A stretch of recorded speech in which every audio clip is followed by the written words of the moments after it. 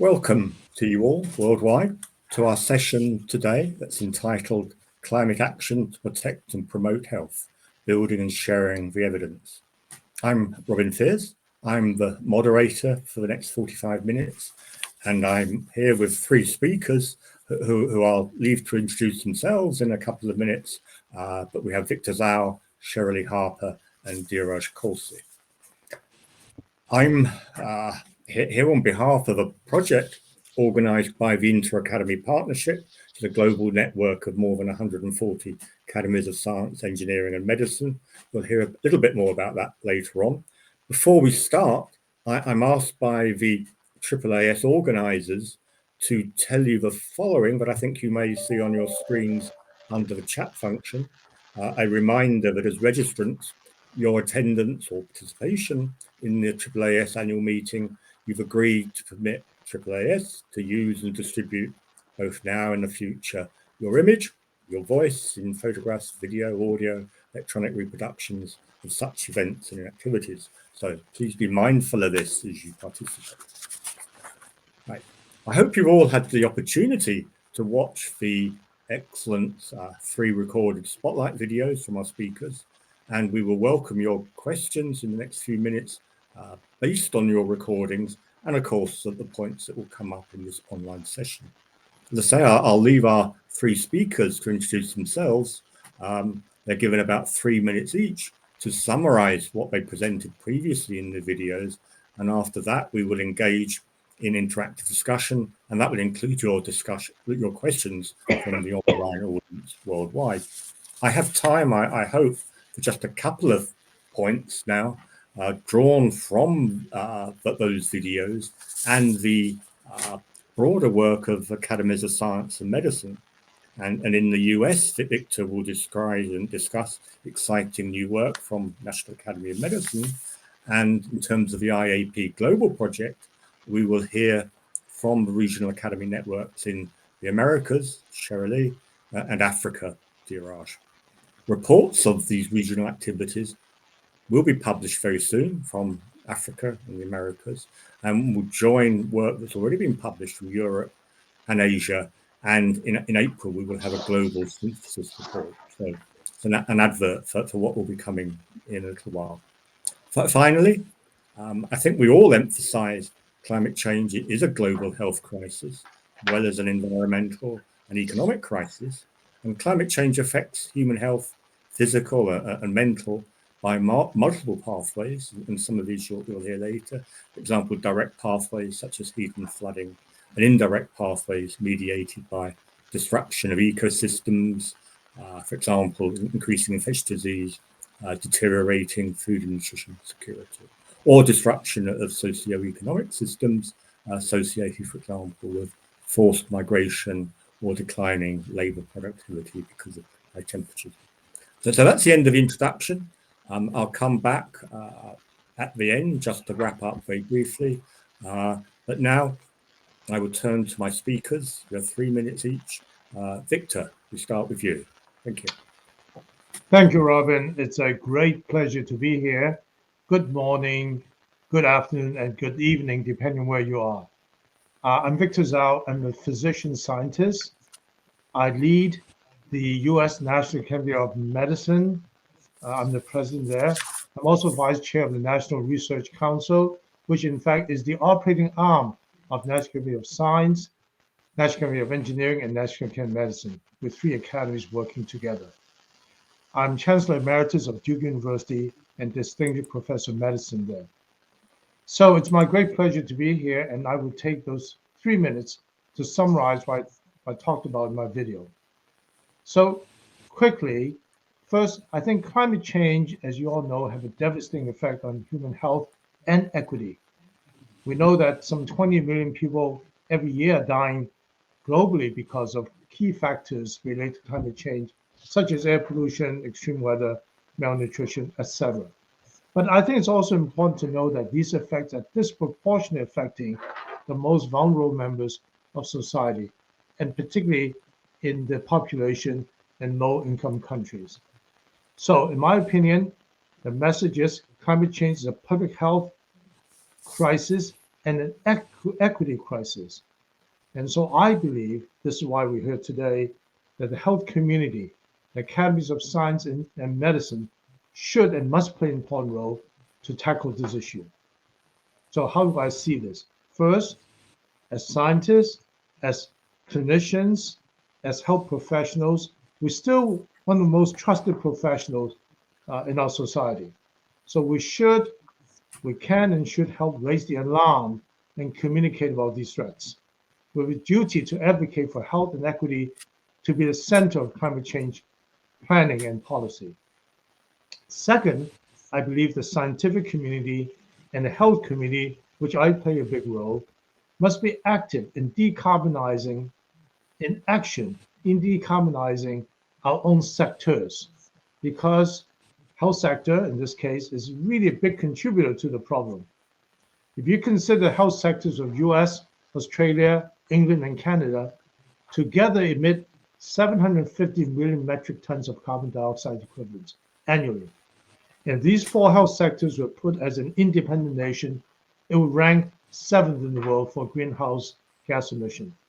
US alone will respond for 8.5 to 10% of carbon emissions on all of US.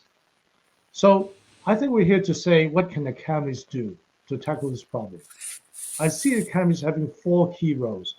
One is being a leader in communication and do the science, and that's number two, but communicate the climate crisis as a public health and equity crisis to the public because of our voice, to our patients, and to educate our own community on this issue. Second, of course, as I said, is get the research evidence base for the impact of climate change on human health and equity. Third, create a roadmap for systems transformation that intersects between climate change and human health and equity, such as agriculture, transportation, others, and look how we can create a change for system altogether and macroeconomic change. Next is act. In this case, work towards decarbonizing our environment. In this case, for me, particularly the health sector. And finally, stimulate bold and interdisciplinary solutions to accelerate innovation and transformation. So in my video, I say to accomplish this, academies have to play a leadership role, coming together globally in our own countries as well, to bring together the entire biomedical community and the sector to find these solutions together. This is a challenge for the United States for healthcare because we decentralize, unless my colleagues from Canada and others. So we have many different players, private public hospitals, private industry, and government. And our government cannot mandate all stakeholders to take the same action. So we have taken advantage of our academies' convening power and our reputation, because we're founded by Abraham Lincoln in 1963, actually to advise the nation. So we've been able to mobilize the entire health sector, including care delivery, education, but importantly, the private sector, pharma, biotechnology, device supply chain, to come together, to act together, to set goals together, and to measure and really to set, in fact, goals for decarbonization. We launched a grand challenge, and in this case, that's the important part is what I just talked about, but the other one is driving innovation and driving research and looking at the intersection of climate and health to develop adaptation and mitigation solutions. We're also trying to increase innovation entrepreneurism so that people on the ground are able to come up with solutions to reduce waste reduction in healthcare, to come up with new packaging and supply chain solutions and others. So these are just some examples we do in the US. Now, can we do this together globally? Absolutely. This is why I'm so glad today I'm alongside with my colleagues from IAP, the working group in Africa, IANAS, and we hope our efforts will come together to work with many other international partners in these areas. So in summary, I believe academies can contribute in many different ways. Advancing evidence base communicating the issue, building scientific and equitable partnership, influencing decision makers, and acting to show that we're also accountable for our own areas. I think the time to act is now, and we can do it together. Thank you very much. Thank you, Victor, and some great points there and summarized very concisely. So thank you, and I'm sure we'll come back to some of those points in our discussion. So now Sherilee, over to you, please. The floor is yours. Thanks so much. My name is Sherilee Harper, and I'm an associate professor and a Canada Research Chair in Health at the University of Alberta. It's been my pleasure to work on the IANAS report, or the Inter-American Network of Academies of Science report that assessed climate change impacts on health. It's a really robust report that I describe in my video. It was authored by over 30 different people from 10 different countries in the Americas. We had 19 different peer reviewers from 6 different countries look over the report. And my video outlines some of our key findings from the report.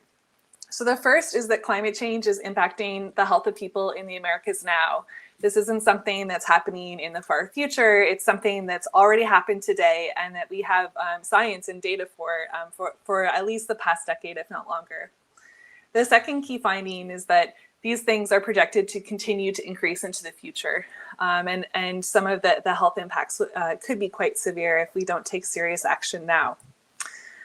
Another really important finding is on the topic of equity, which was just mentioned before. We know that these impacts that we've already observed impact the populations differently. It doesn't impact people fairly across the Americas.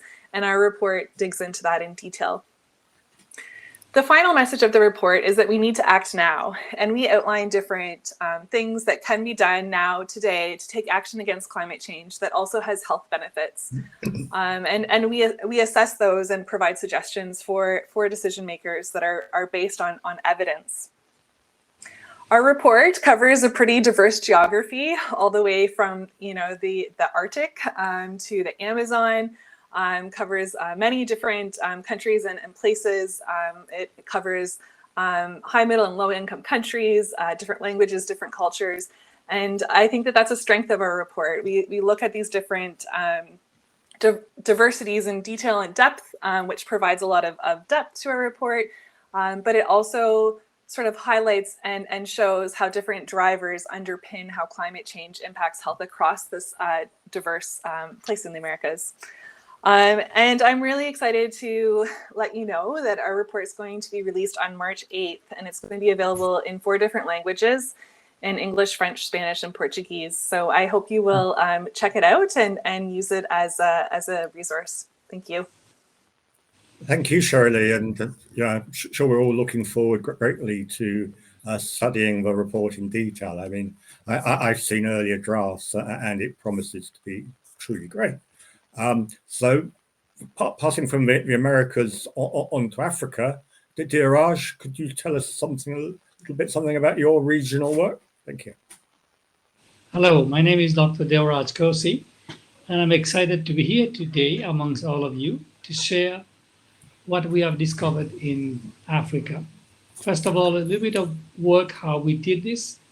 I'm an epidemiologist, and I have an interest in environmental and climate change, health. And I like to take a holistic approach, looking at the intersection of health, society, and economy merging together. So we get the complete picture. Now, to come back to the report on Africa, this is like my colleague Sherilee Harper from Canada described. There are many people involved in this project. Actually, this project takes after the European Academy that has set the tempo going already. And we pretty much culling the evidence of what we have in Africa, and particularly that's what I'm doing. As in my video, I talk about the continent as a whole. I talk about the vulnerabilities that the continent has. I talk about the impact it has, especially the health impact, and how the impact spill over from one sector to another one. And then based on that, we propose how do we go forward, adaptation and mitigation, and some of the bottlenecks that we run into. Now, as you all know, Africa is disproportionately affected by climate change and health. We produce less than 20% of the global greenhouse gases, and yet we bear the biggest brunt of health impact. In fact, if you look at the publication of WHO, you see the highest disease burden attributable to climate change is in Africa. Why is that so? Because we are vulnerable, and we are vulnerable on many fronts. Just our topology and physical structure, the continent cover is very varied. It covers from temperate to equatorial to arid region, including variety of climate from Mediterranean to desert to temperate. And the topology is also very different. And this topology and the climate, they confer some kind of vulnerability to the people who are inhabiting this land. On top of that, we have a high prevalence of climatic hazards. Drought, flood is highly prevalent, and other rise in ocean, for instance, affecting our coastal areas. Then this is playing on a scenario where the people of our continent are already suffering from a high disease burden. The health system is already unable to cope with that. And on top of that, we're superimposing the added attributable fraction of disease due to climate change. Well, we have very low adaptive capacity, basically because no infrastructure and investment in the health system. So we are very vulnerable. And the vulnerability is over from one. Take, for instance, a simple thing like agriculture, and deaths due to malnutrition or disease due to malnutrition. We can have directly it can be caused by drought or flood, leading to crop failure, leading to food insecurity. The category goes on, and we get to malnutrition, and that adds to the people who are malnourished, and then also puts people at risk for non-communicable, because in an absence of a balanced diet, people are left eating an unhealthy diet. And on top of that, we can have pests, which is very common. That also adds to the compound problem that we're already seeing. In fact, we see that also in other areas, like in vector-borne disease, in air pollution. The impact of one sector directly goes into the other one. What can we do? Can we prevent this? Yes, we can prevent this. In fact, we can introduce mitigation and adaptation that have co-benefit from one sector to the non-health sector. For instance, introducing urban planning with clean air, fuel, people cycling to work, and that reduces your risk of cardiovascular disease, and you get reduced carbon emission in the air. We summarize, based on this evidence, what our main shortcomings, where we need to go. Climate change is a global issue. It's not going to be solved in the region only from the continent, but from the global concerted effort. We have a dearth of evidence-based information. We don't have database on the exposure or the outcome of the disease. It's very difficult to convince policymakers that climate change is real, is happening, when you don't have numbers to show it to them. And this is one of our biggest shortcomings. Secondly, the health impact is what we're witnessing now. We need to adapt to it at this point. In adaptation, we need to have a national health adaptation plan as proposed by UNICEF and WHO. In Africa, we have those national health adaptation plans. We mentioned them, but when you dig beneath the surface, you see it's a lip service. There's no real concrete goals and action to be done. Why is that happening? We need to set, like, for instance, early warning system for climate change and health. We need to end for the exposure. It's because we lack the capacity, both in manpower, in know-how, and in financial capacity. So we have to partner with others. So we can introduce some solution. We can empower the local communities that have been living with climate change for a long time, and they know how to deal with climate change, but they have to be empowered. They need the extra push so they can change some of the habits, like switch from animal-based protein to plant-based and insect-based protein, start planting trees that is pest resistant, drought resistant, so we can get some of the nature-based solution. We can empower the people. The COVID has wrought havoc in our society, but it gives us a chance to also introduce green technologies. Introduction of green technology requires know-how, sustaining, and money, which we don't have. So we really need to partner with organization and funders from outside Africa to take the step forward. My bottom line is climate change is happening. It's happening now in Africa, and we need the partnership to go ahead because it's a global issue. We cannot live in isolation. The problem will be solved in a global manner. These are the points I shared in my video, and thank you for sharing, watching the video, and we look forward to more interaction. Thank you, Deoraj. Thank you very much. You raised some important issues there for the global as well as regional and local sectors, and I hope we can return to discussion of that as well. Okay, so we're now moving into the what's termed the interactive discussion. That depends partly on questions from our audience. So please, audience, suggest some questions. But it may well be, of course, Victor, Sherilee, and Deoraj, you have comments or questions of each other, and here's your opportunity to put some of those forward. Let me just mention to start with that I think you've all emphasized the challenges we face in using evidence to inform policy and practice, and indeed there is a lot of evidence available now on which we can act. We don't want to wait to delay acting. You also, I think, all mentioned the historical and current problems of inequality in terms of the impacts of climate change on health, that they're not distributed equally around the world for a number of reasons. And there are vulnerable groups that you've each mentioned: indigenous peoples, elderly, other marginalized groups.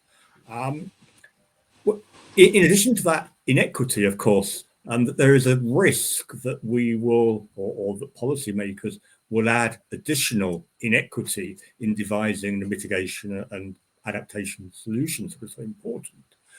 I'd be very interested in your further thoughts on how policymakers and the scientific community should deal with the issues for health equity and social justice and intergenerational justice when thinking about the solutions in adaptation and mitigation. So that's one possibility that we can talk about. But please, until we start getting some questions coming in, and they are coming in, if you would like to ask each other or comment each other, please go ahead. Victor. I'll just kick it off. I really appreciate Deoraj and Sherilee's reports. I watched their video, and of course, the work is very impactful indeed. I think that what's come clear in both the reports and particularly in Deoraj's comment is, when you think about climate change, we're really talking, the IANAS too, that we're talking about actually a lot of heterogeneous effects between geography, population, infrastructure, such as what kind of health infrastructure you have, and the climate hazards, which are very different. And I think, therefore, while we have many common issues, and look for common solutions, we really have to also look at specific issues and solutions for different populations. So that's something I learned very nicely. I thought it was really nice. I think for me, your question about what can we do, I keep asking myself this question about academies. Do we have a strong enough voice? Are we shaping decision makers, policy makers? And this is where I would say I spend a lot more time thinking about this and doing and taking the reports, which are so well done, and really make sure that it has the visibility, the impact with policymakers. I do think that's one thing we have to do much better as a community of scientists and health workers. And to do so, we also have to really speak to the public because, let's face it, policymakers are elected by the public. They work and cater towards the needs of their constituents. And, I think it was maybe, was it Sherilee in your study, you looked at a US study that looked at, what do the public think about climate change, security, economy, or health, and health becomes, as our study as well, suddenly becomes a lot more relevant and it's more immediate and it's more impactful. I think that's what we need to do. So communication of these great reports are so important. The willingness to get the public behind this and understand the issue, and then to mobilize the opinions and to be able to bring it to the policymakers to make the changes. Thank you. Yeah, Victor, there's some great points there. And as it happens, we have a question from the audience. I'm not sure if you can see the question. Well, I'll read it out if for those of you who can't. But it rates, are there best practices for communicating the different challenges you've just been talking about, those, Victor, associated with climate change in the classroom and community settings? Sherilee and Deoraj, would you like to say anything? We don't have actual, from our part of the world, we don't have actual best practices. We have some very minor one done on environmental health, urban slums and others. But to the extent that it has impacted the policymakers, that's the most difficult one to assess. It's been disseminated. We have workshops where we disseminate. In fact, I want to take Victor's point a bit further and also the point of the role of the academies is the knowledge, the actual knowledge in climate change and health. It is so technical, so verbose, so spread out in so many compendium across. When somebody is trying to get this to the policymakers,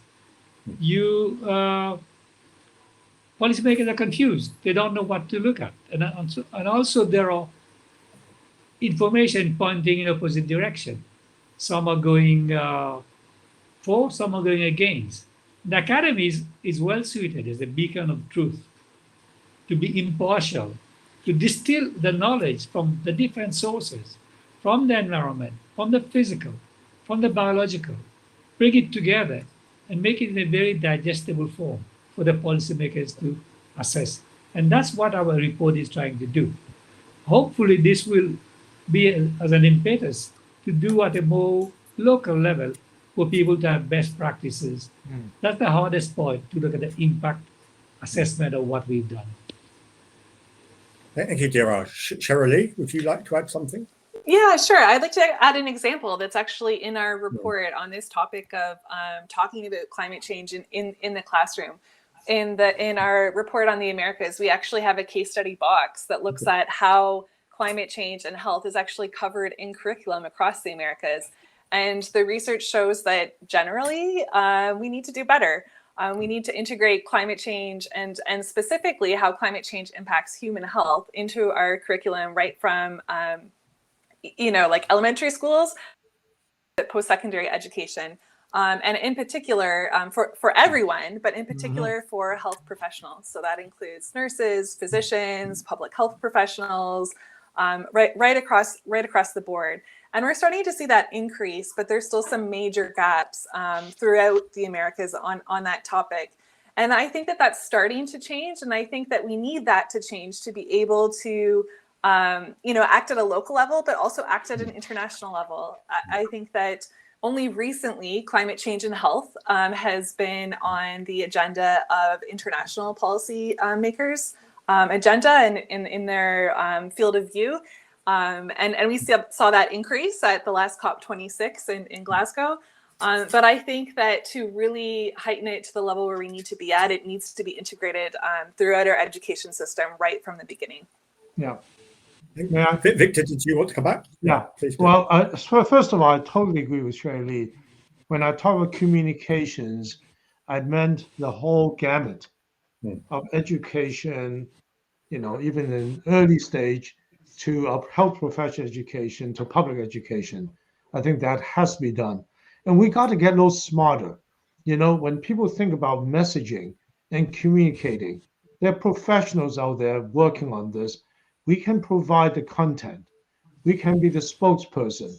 But I do think we need to be a lot more strategic in our communication efforts. So that's point number one. I also think that every academy has to work with its own government to begin with. Collectively, we have a voice, but decisions are really made at the government local level. And so what do we do locally? Well, I've seen a huge change between two US administrations. Our current one is very open to climate. So what have we done? We created this challenge I told you about, which is a public-private partnership. The Assistant Secretary of Health, who's overseeing climate and equity, is a co-chair with me, along with, in fact, a private sector CEO, to push this thing forward. So in some ways, we're also working along with them in looking at things such as, if Biden wants to meet 50% reduction by 2030 and net neutral 2050, we can help them by bringing the people together. Secondly, we have actually both private sector, in our case, insurance companies, payers, as well as the public sector, Medicare, to say, let's change the incentive, right? So you can imagine waste reduction. Is that an incentive, or do actually hospital can charge more, or industry, right? So you can begin to shape, and Don Berwick is leading this group in looking at shape the policy of incentives to actually reduce energy and incentive for, say, telehealth, reducing the in-visit and the transportation. So I think this really matters in not only speaking to the government, but to work alongside with them, whereby they can actually they can see the benefit of working alongside and enable the policy changes. So I just want to take a deeper dive than just talking about, let's try to influence them. We really have to be partners with them. Thank you, Victor. And that leads us into a couple of two more questions that we've had from our audience. One I think we have talked about, and the question is, how does the medical sector itself contribute to climate change? And Victor, you've covered that, I think, and maybe we'll come back to it if we have time. The other question was, or the other question that I have recorded, which is quite a specific one, and it really speaks to the strength of all of the Academy's work across sectors. It's not just the health sector that we're interested in. So this specific question actually relates to reducing methane leaks. And of course, we all know that methane is a very significant greenhouse gas. I'm not sure from our own experience how much we can say about what needs to be done to reduce methane leaks from oil and gas drilling. Welcome your views on that. But also, a questioner asked, as a result of permafrost melting. And I know at least at Sherilee, you've been interested in the Arctic for a considerable period of time, and the issues arising from the rapid rate of warming in the Arctic. So our three speakers, please say something about methane if you have anything to say. Otherwise, Sherilee, maybe you could just say a word or two about the problems in the Arctic associated with permafrost warming. Thank you. Yeah, sure. So maybe what I can talk about a little bit is how permafrost thawing is actually impacting people's healths now already today. And so, yeah, permafrost thaw in the Arctic is already changing the landscape. It's already changing how things look. You can see it visibly. It's already happening. And this impacts health in a number of different ways. For example, it impacts people's food security and therefore their nutritional security. It impacts people's ability to get out and navigate on the land. And in the Arctic, local food sources still provides a predominant part of people's diet. So if people aren't able to get out on the land and to access traditional food sources, then that impacts their ability to put food on their table in their house. So it impacts not only people's ability to travel on the land, but it also impacts the type of food that's available, where you can get the food, how safe it is to travel on the land to get those things. It also impacts people's mental health. Seeing these devastating impacts on the land is very stressful. It's also stressful to be out on the land and to travel through those conditions, especially when they're increasingly uncertain. And I think the last thing that I'll comment on in terms of permafrost thaw and warming in general is that it also impacts food safety. So a lot of food preparation methods and storage methods rely on the coldness of the Arctic, and that includes storing food on frozen ground. And so if that is warming, then that's impacting the ability to keep food at cold temperatures, which can impact food safety. And we've started to see that happen already a little bit in Alaska. Thanks. Yeah, Victor. I'd like to bring it closer to home, and I want to talk about what actually their reports talk about in terms of low emission diets and this methane.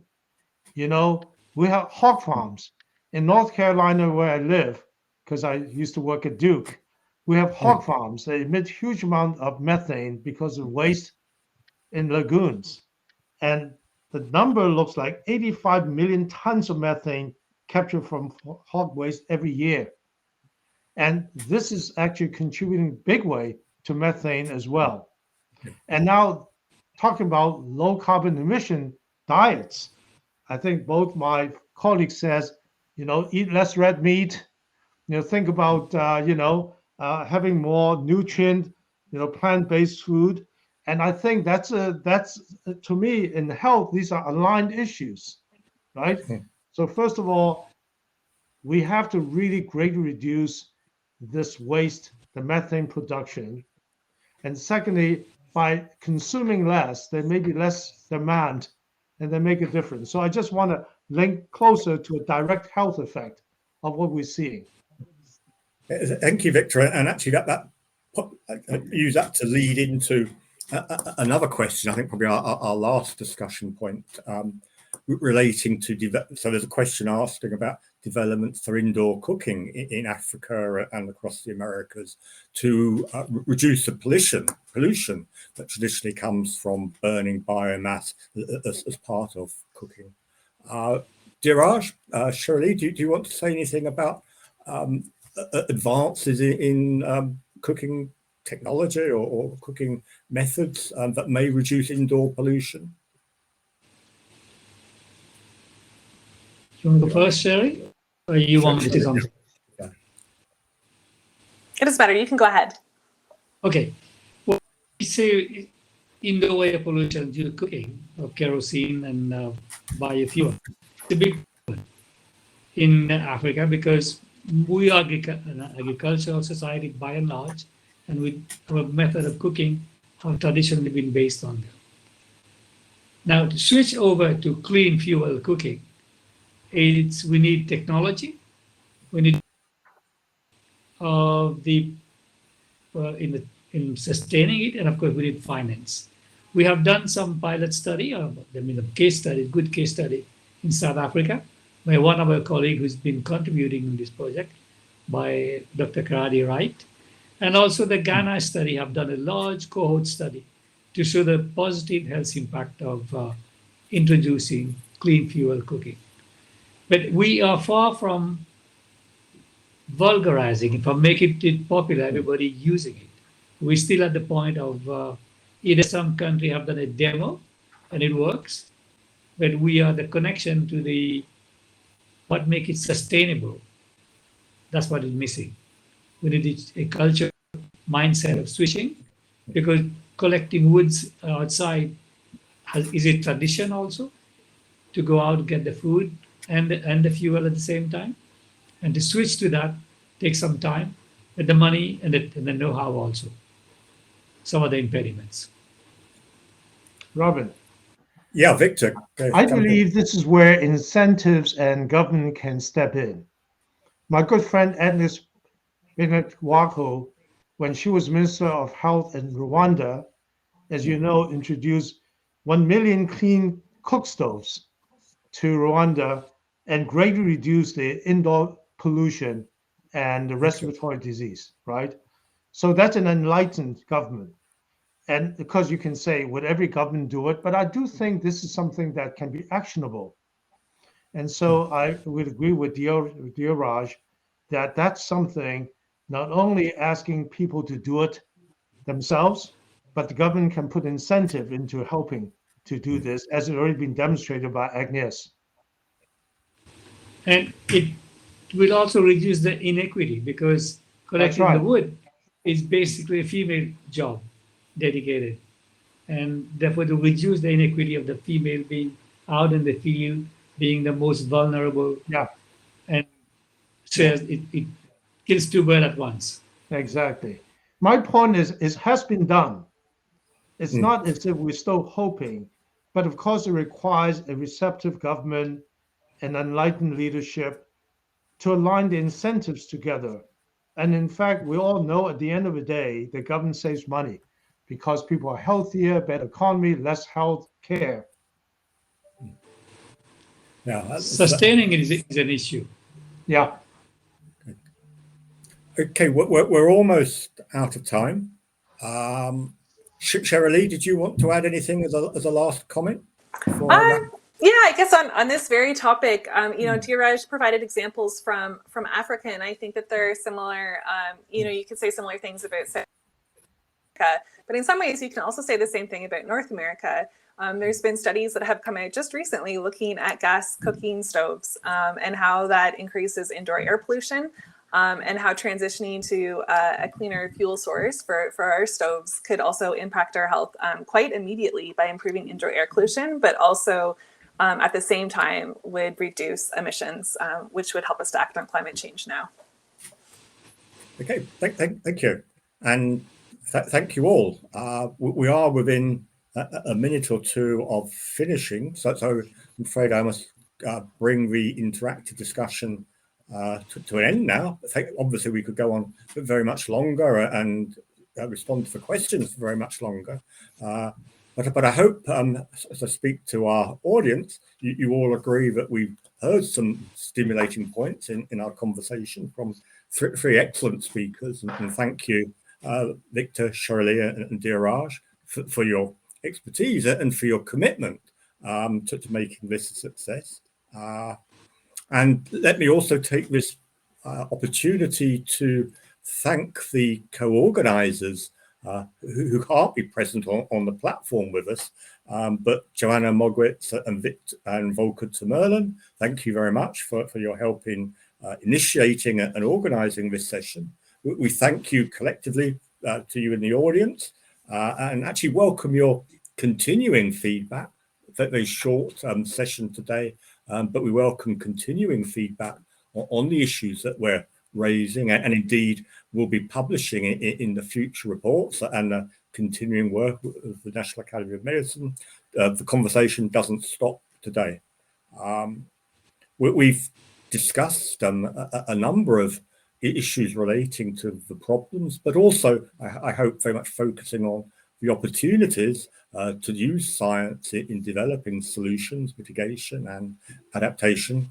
And also I think a common theme in my last comment, how to raise the visibility of health as an issue more broadly in climate change discussions. And as we prepare for COP27, and Sherilee has mentioned this is, I think, is an issue for us all. How can we raise the visibility of climate change as a health crisis in the classrooms, with the community and with policymakers. So thank you very much. We're down to the last 7 seconds, so I guess I should close now, and thank you and goodbye to you all.